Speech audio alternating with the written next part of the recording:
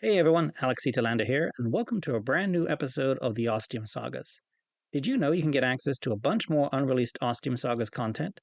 It's easy, just become a supporting patron at the $5 level and above on the Ostium Network Patreon at patreon.com/ostiumpodcast. On our Patreon, you'll get access to many new episodes of the Ostium Sagas you haven't heard before, as well as a bunch of other bonus content. Once again, that's patreon.com/ostiumpodcast. Now, I'd just like to thank some of our new patrons for supporting the Ostium Network. Thank you to Rob, Jedia Care, Bobby, Maggie, and Liloberry for supporting us. We really appreciate it. Okay, let's get this Ostium Sagas episode started, shall we?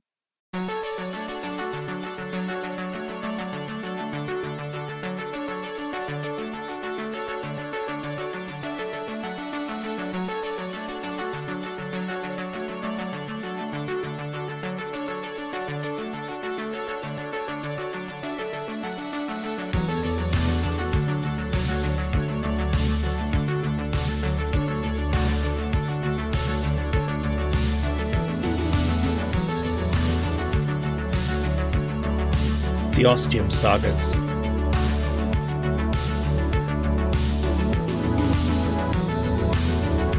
'51, Saga 3, 66 million years ago. Recorder's Endnote, Part 6.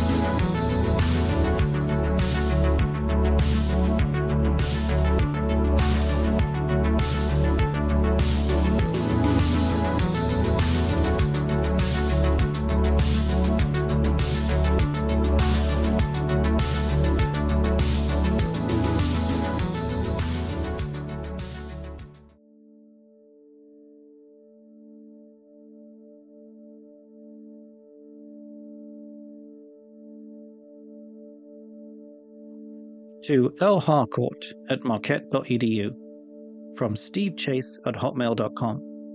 Subject: Ostium and Beyond. Hi Larry. So let's dig into these questions about Ostium, shall we? When did the Ostium network begin? That's a bloody good question, one I often wondered the answer to myself. Since I don't really have a clue, I'm going to check in with my good friend Zhang. Don't think I'm quite ready to give you the full story on them yet, but let's see what they have to say, as they're definitely someone who would know the answer to this question. Here's what they have to say. Time is always relative, so to someone, the Ostium network may not have been around for very long. To another, it might seem like eons. But this impertinent answer may just make me seem facetious, or to be evading the question, which is not my intention in any way. From a local perspective, and going from a chronological timeline of the entity formerly known as Gibraltar and where it used to be in situ, as the current iteration of the Ostium network is on the island of Gibraltar, in a dimension where the past, present, and future have little bearing, the Ostium network was officially brought online in the year 2122. The true head and CEO of the Ostium network had been working on its creation for decades before that, but that was the year it officially opened for business. On the 22nd of May, in fact, which was a Friday. Or as that will be on a Friday. Sorry, you'll have to be patient with Zhang's humor. They have a unique way of delivering it. Anyway, that was a bloody interesting thing to know. Never had a clue.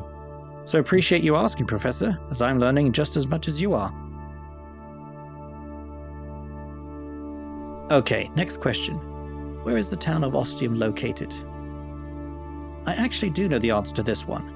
Again, it's all pretty relativistic, because at one point the town of Ostium became untethered, and still is as far as I know, so I'm not sure if it can be said to hold a physical place anymore, although I could be completely wrong. Just haven't heard of anyone else being able to find it, and until I do hear otherwise, this is the story I'm sticking to. As for before it became untethered, well, it was located approximately 4 hours north of San Francisco, California, somewhere deep within the redwood forest of Mendocino County. I did manage to find it once, and I think it involved some bloody good directions from Jake and a lot of luck on my part. Not sure if I could manage to do it again, but there you have it. Question 3.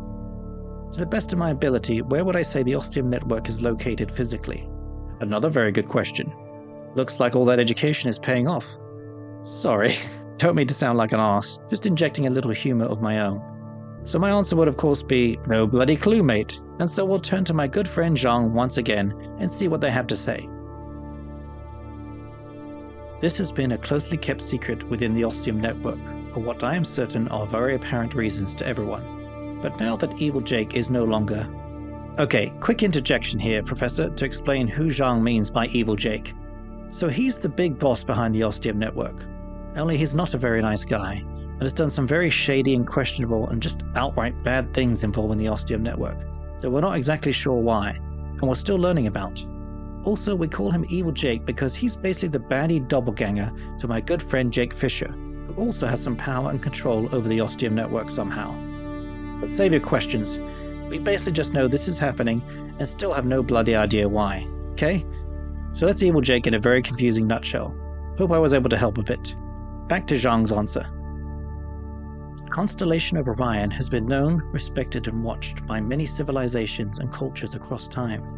What is known only to a very select few is that where the three haphazard stars of Orion's belt lie, the one to the left is where the Ostium network lies, secreted and safe within a dimension that allows no ingress or egress of matter. It remains stable as the dimension also exists in a timeline where the left star is now a quiet brown dwarf star. Because of this unique situation, the only way to travel into and out of the dimension where the Ostium network lies is through an Ostium. Bloody hell! And now we know, as hard as it is to wrap our minds around it. Okay, moving on to question 4. How many are there of us here at the Ostium network? Well, there used to be a lot more, but then some bad things happened which I'm not ready to talk to you about yet. As for now, well, there's me and Zhang, and another person named Thyra.